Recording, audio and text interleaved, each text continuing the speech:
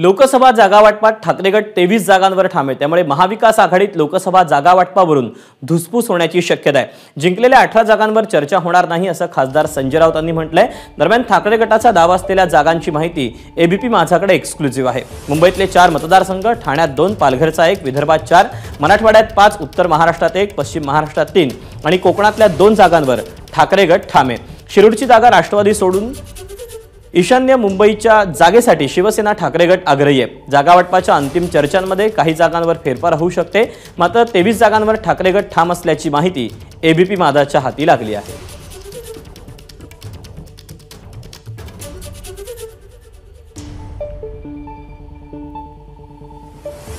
रामटेकची जागा ठाकरे गटाला हवी आहे।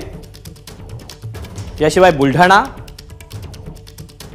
यवतमाळ आणि वाशिम या विदर्भातल्या 4 जागांसाठी ठाकरे गट आग्रही। यासोबतच अकोल्याची ही 5वी जागा देखील ठाकरे गटाला हवी आहे। याशिवाय परभणी, जालना, छत्रपती संभाजीनगर, धाराशिव, हिंगोली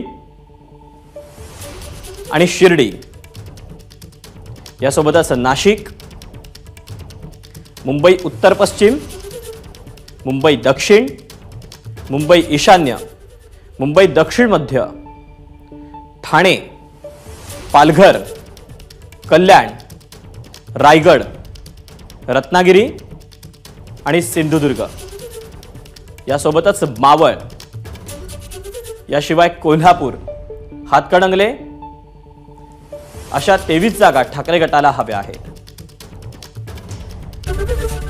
एबीपी माझा, उघडा डोळे बघा नीट।